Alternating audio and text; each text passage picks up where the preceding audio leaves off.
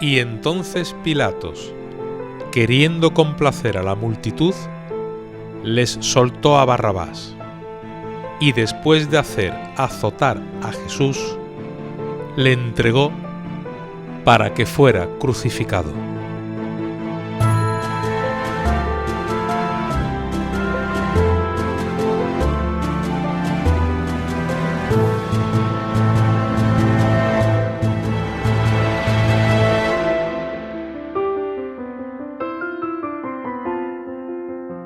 Capilla de la que fue fábrica de tabacos de Sevilla, en la calle Juan Sebastián Elcano, barrio de los Remedios. Aquí está la sede de la Hermandad de las Cigarreras, la de la Hermosa Virgen de la Victoria, la que representa la cruel flagelación del Señor. Hemos venido a entender el paso de misterio, a conocerlo en profundidad, a entenderlo en todas sus dimensiones, a verle la espalda a Dios Hijo y a agarrarnos a su columna con Él. Hoy veremos de cerca los azotes de nuestro Señor Jesucristo. Acudamos a la palabra del Señor y al castigo que asume por nosotros. Dentro del proceso nos hallamos ante Pilatos, en ese punto justo. Los cofrades de las Cigarreras nos muestran un episodio tan duro como definitivo. Jesús asume todo el dolor del mundo entero. La flagelación se entronca en el proceso ante Pilatos. Él lo manda a azotar. Los evangelios lo describen muy sucintamente, no se regodean en la descripción de la escena, como tampoco en ninguna escena de sufrimiento del Señor, quizás porque quieren incidir más en el significado teológico y profundo que está dándole el Señor a esa vivencia, a esa experiencia, que realmente en el dolor humano que está sufriendo y que todos damos por hecho que fue así.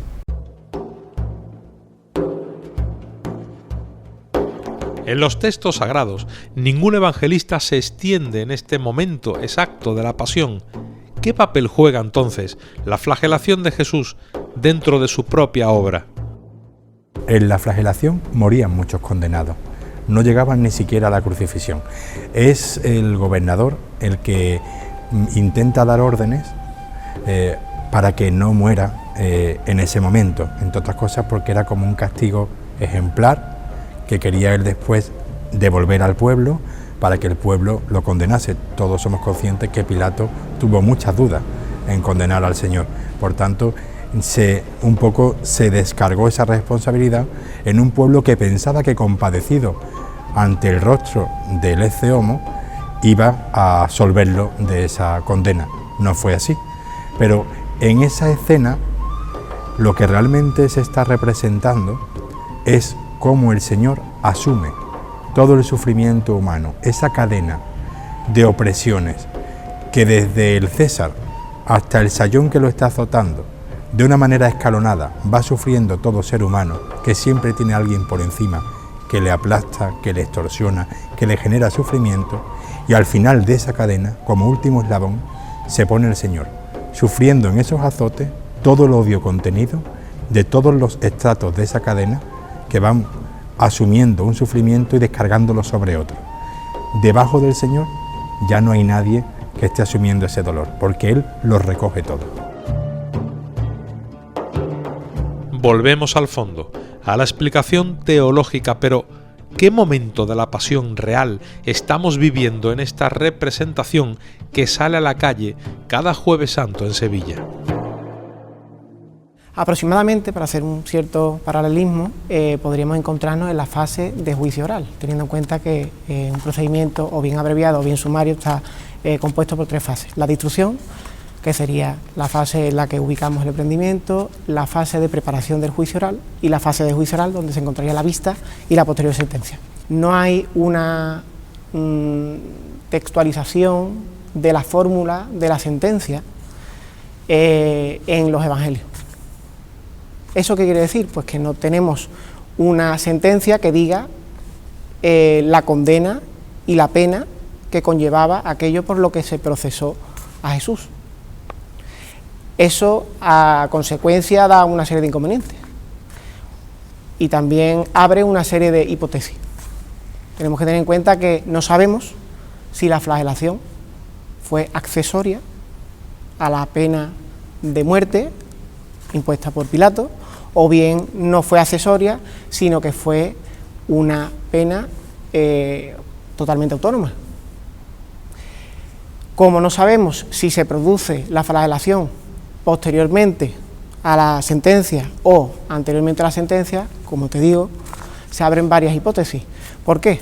Porque si la flagelación se produjera posteriormente a la sentencia, significa que junto a la sentencia y la condena de muerte, además se flagelaría a Jesucristo como pena accesoria.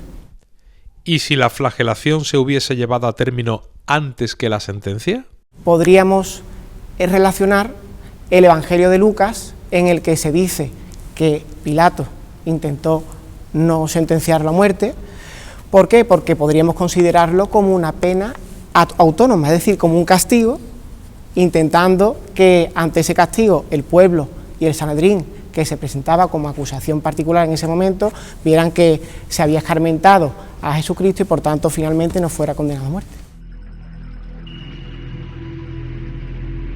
Existen otras hipótesis. La de una supuesta sentencia en la que Pilatos condena a Jesús a la flagelación y luego, habiendo hablado el pueblo, es cuando rectifica.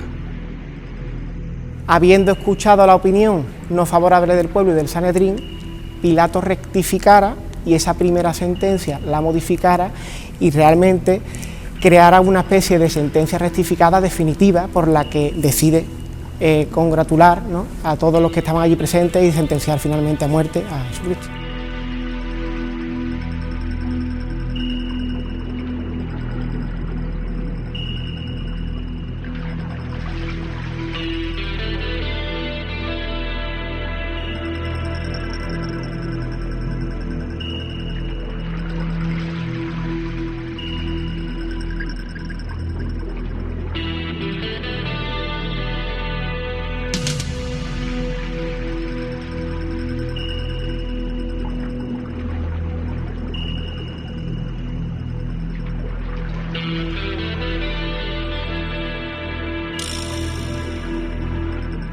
Miremos a la historia ahora. ¿Desde cuándo sale el misterio de la flagelación en la ciudad de Sevilla? ¿Dónde está el origen? Echemos la vista atrás. Recuperemos incluso un paso, con la imagen de San Pedro. Sabemos que en 1710 se le encarga pues, a un escultor, no tenemos conciencia de quién es, se puede atribuir a la escuela de Roldán.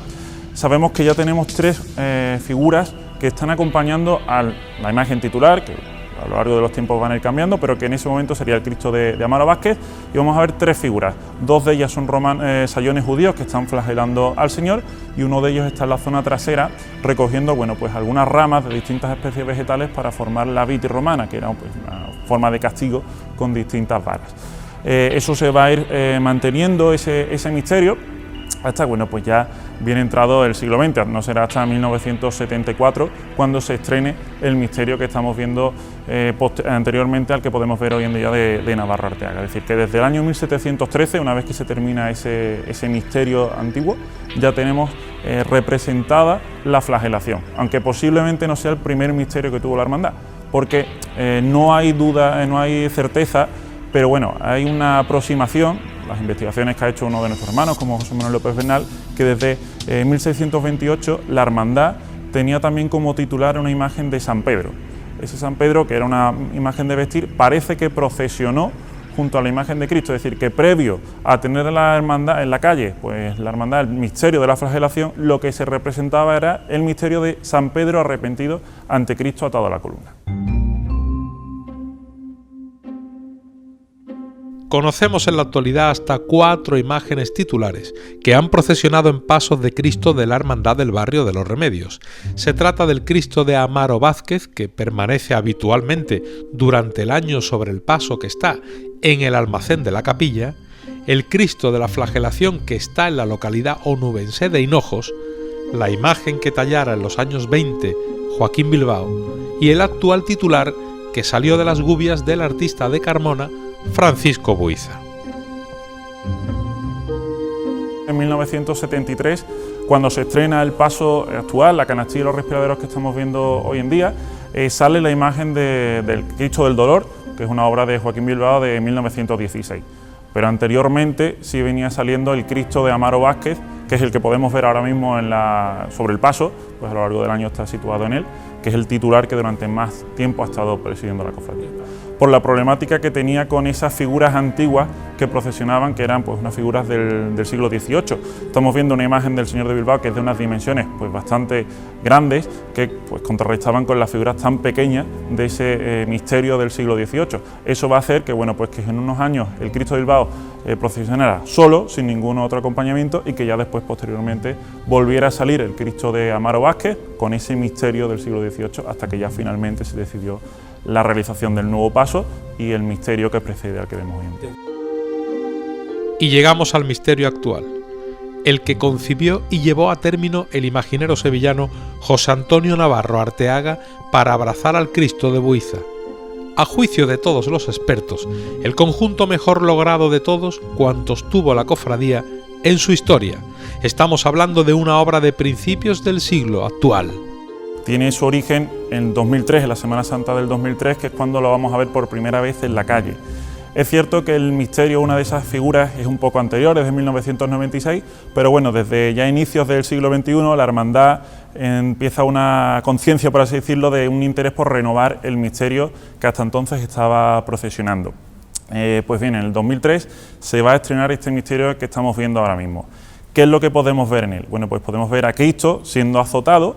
Lo que ocurre es que está siendo rodeado por 5 soldados romanos, ¿de acuerdo? 2 de ellos están flagelando al Señor, uno está a sus pies preparando un ungüento con aceite, vinagre y sal para, bueno, pues aplacar las heridas del Señor y así hacer despertar para que no cayera, por así decirlo, porque en muchos casos la flagelación lo que iba a conllevar era la propia muerte del reo, y en este caso, bueno, pues eso servía para despertarlo. Y en la zona trasera lo que vamos a ver son otros 2 soldados.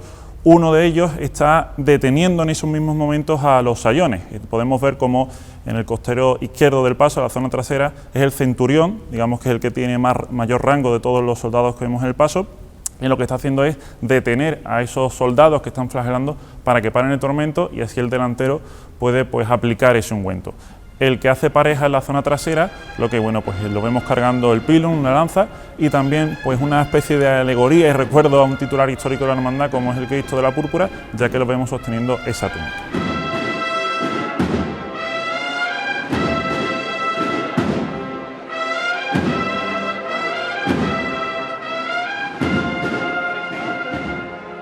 Lo que se está ganando es que el Señor encaje perfectamente dentro de ese misterio y además sea un entorno completamente cerrado.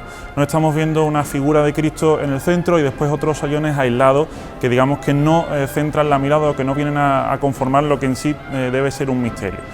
Con este se consigue no solo porque la imagen del Señor esté en el centro y esté rodeada tanto en la zona trasera como en la delantera por romanos, sino que además se permite que la contemplación del Señor sea perfecta, porque en la disposición en la que están colocadas las figuras, por los 4 costados se puede apreciar perfectamente la imagen del Señor.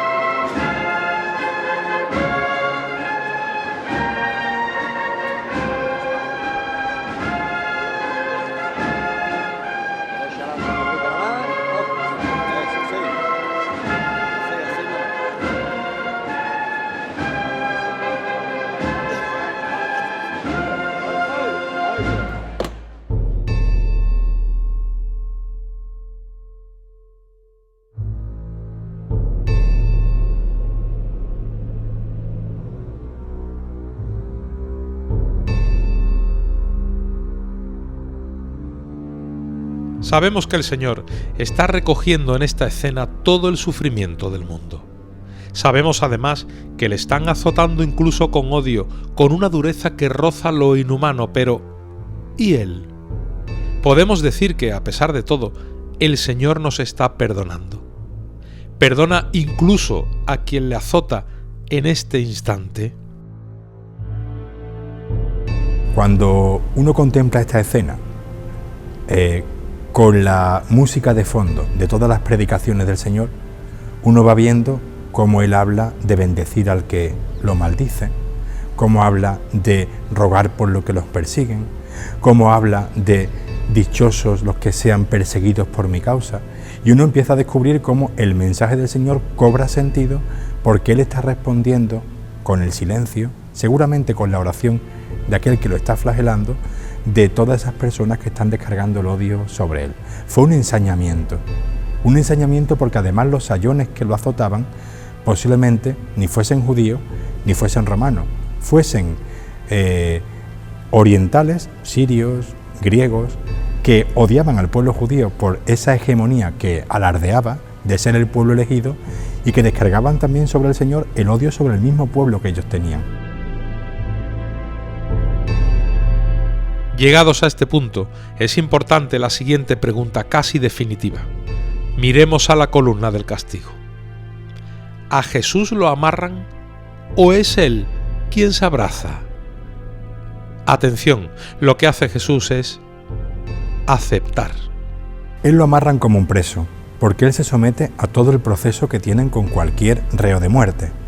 Pero nosotros sí podemos contemplar cómo Él abraza la columna, cómo abraza la cruz, cómo abraza los atributos de la pasión, porque en el fondo está aceptando en todo momento cualquier instrumental, cualquier decisión de cualquier persona que está sobre Él ejerciendo una autoridad o que se está ejerciendo sobre Él en el proceso una intervención que a los ojos de Dios están cumpliendo un plan. ¿Cuál es el plan? La entrega hasta la sangre del Señor por cada uno de nosotros.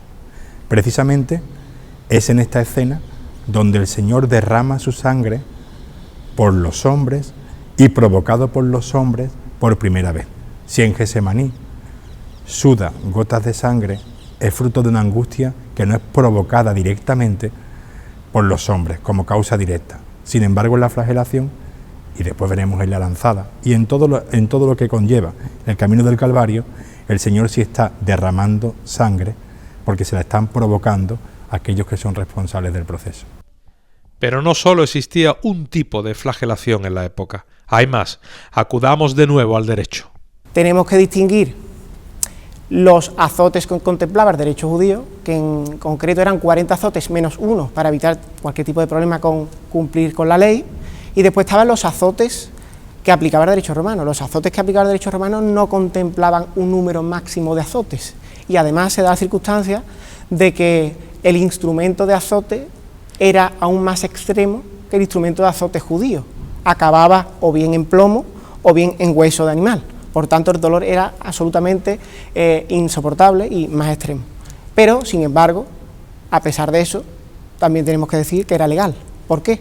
Porque la jurisdicción bajo la que se encontraba Jesucristo en ese momento era la romana, y por tanto, Poncio Pilato única y exclusivamente lo que hizo fue aplicar el derecho romano. Te hablo como médico de una forma masiva, las heridas tan lacerantes que tenían que producir los flagrum, y el castigo como fue aplicado, los destrozos musculares tendinosos, incluso óseos, no cabe duda que esa flagelación originaba fracturas, lo que es la pérdida sanguínea, hablamos ahora estrictamente desde un punto de vista meramente médico, tuvo que ser altísima,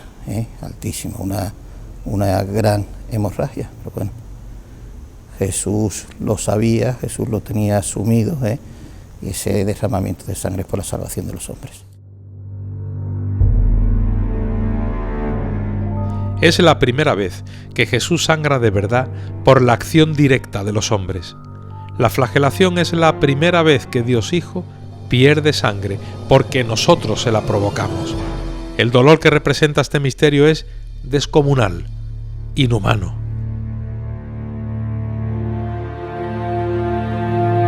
Estamos en un momento ya avanzado de la flagelación, pero posiblemente todavía no estamos en el punto final, sino estamos en un momento en el que ya empiezan a vislumbrarse bastantes motivos de dolor, bastantes motivos de cansancio en la propia figura de Jesucristo, ¿no?, que está sufriendo este castigo, y vemos como uno de ellos, por temor a que pues, pueda morir, va a detener esa flagelación durante unos instantes al menos.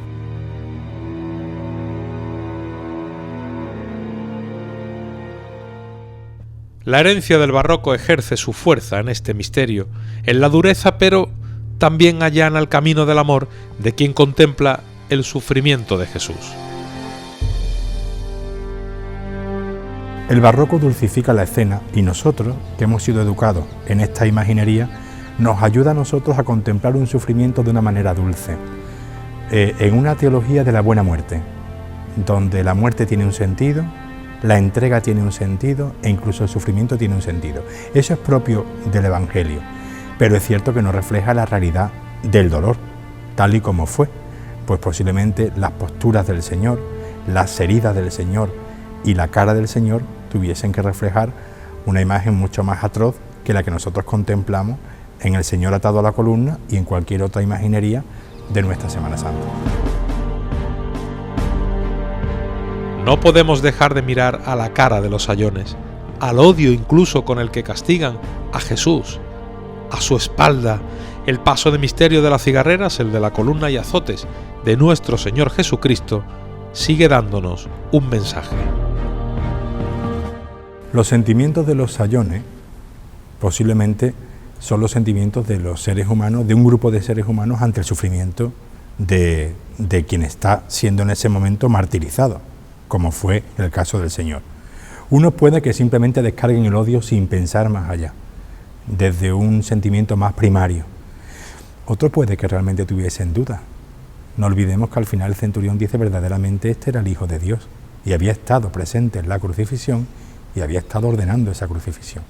Entonces pienso que los sentimientos eran entremezclados y en ese sentimiento entremezclado habría personas más conscientes de lo que estaban viviendo y otros no. Posiblemente ninguno fuese consciente de que estaba castigando al mismo Dios, porque si lo estuviesen haciendo, se hubiesen reparado y hubiesen frenado esa descarga de odio.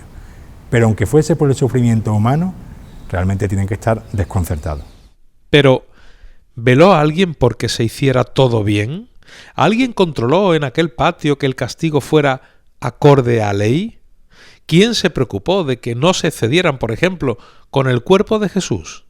Otros coetáneos a Jesucristo que también predicaban en forma alguna una palabra, como San Juan Bautista o Esteban, fueron eliminados en primera instancia por el Sanedrín judío sin que hubiese un procedimiento como el que tuvo la suerte, entre comillas, de recibir Jesús, en el cual fue escuchado por parte no solamente de Sanedrín, sino después por parte de Poncio Pilato, que ostentaba el cargo de prefecto romano y por tanto era delegado del emperador César Tiberio y estaba encargado de como magistrado velar precisamente por las garantías. Incluso, Víctor, fíjate qué cosa más curiosa, hay constancia de unas actas de Pilato que realmente recogieron lo que en ese procedimiento se produjo, ¿no? Y esas actas no son recogidas por los evangelios apócrifos, sino por otra serie de fuentes que realmente tienen más fidelidad y más veracidad que los evangelios apócrifos, que por supuesto son mucho posteriores y para mi juicio tienen mucho menos carácter, ¿no?, que los evangelios y otras fuentes de las que surgen esas actas que está contrastado que existieron.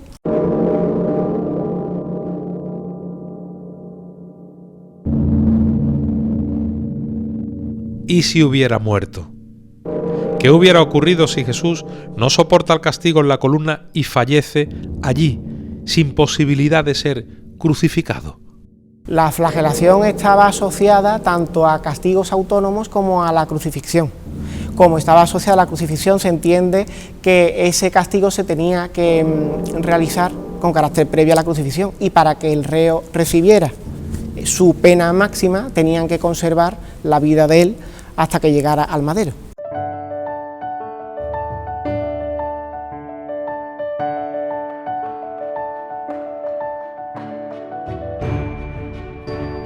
ella guarda silencio y sigue llorando. La madre cigarrera es la victoria del plan del cielo, la certeza, la seguridad de que Dios ha vencido y se refleja en su cara. Ha ganado la eternidad. El sufrimiento redentor tiene sentido. Por eso el rostro de la victoria es eternamente bello. Ha ganado. Acudamos a la columna siempre, miremos a los ojos del Cristo de Buiza, el padre de los hermanos cigarreros, el de las manos atadas.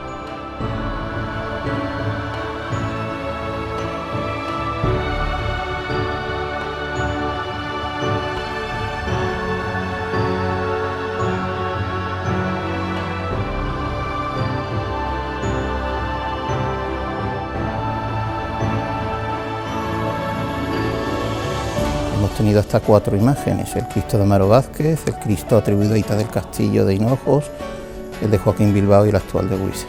Y nosotros, sin tener datos históricos que corroboren esos cambios, siempre hemos entendido que, independientemente de la calidad de las imágenes artísticas, era sobre todo el acervo devocional, que es lo importante de una imagen entre sus hermanos y sus devotos. Y a lo mejor esos cambios eran debido a que esas imágenes no calaban en profundidad en la hermandad. Algo además muy complicado teniendo al lado a la Virgen de la Victoria, porque nuestra hermandad era la cigarrera y la cigarrera era sobre todo su Virgen de la Victoria. Pero bueno, la historia cambia, las circunstancias también, y lo que es cierto que el Cristo de Buiza sí goza ahora mismo en la hermandad y entre sus hermanos de la devoción normal que debe de tener una imagen titular en una hermandad, es decir, goza de esa devoción. Y bueno, yo te diría que ahora mismo al par que la devoción que se pueda tener a la otra imagen titular, que es la de la Virgen de la Victoria. Es cierto que, bueno, ya quizás los más jóvenes, en mi caso, bueno, pues desde siempre hemos visto la imagen del Señor de Buiza, pero también es verdad que las generaciones más antiguas, los que tienen los hermanos con más solera, pues ya vemos cómo esta imagen se ha sentado perfectamente en la vida de hermandad. Y no solo pues en la devoción a lo largo de todo el año, sino también gracias a ese misterio que podemos ver hoy en día. Hoy nadie duda de que el Cristo perfecto para este paso es el Señor de Buiza. En ese caso yo no creo que ahora mismo no hay ninguna duda en la hermandad. Ha mandado Pilato que Jesús sea azotado, que el Rey de los cielos sufra en carne propia, pero que sufra el duro castigo de los flagelos cortando su carne bendita, hincándose en su piel, destrozando tejidos. Dios Hijo sangra en abundancia. Se agarra a las cuerdas, al mármol, pero acepta. Y él estaba cumpliendo la Escritura. Y él sabía el destino del siervo de Yahvé. Y él anunció a los discípulos, camino de Jerusalén, cuál era su destino. Y él estaba asumiendo los planes del Padre. ¿Era el Padre macabro por eso? El Padre se estaba entregando a lo mejor que tenía, que era su Hijo, por la salvación de los que más quería, que somos sus criaturas, y por tanto era el modo realmente de salvarnos a todos.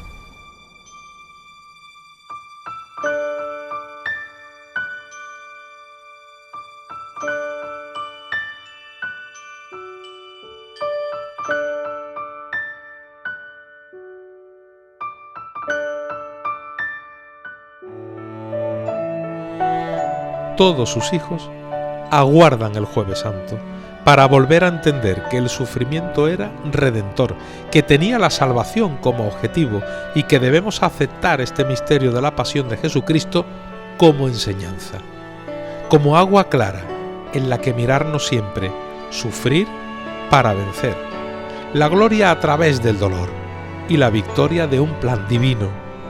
Jesús aceptó, demostró así su amor absoluto a todos los hombres, por siempre.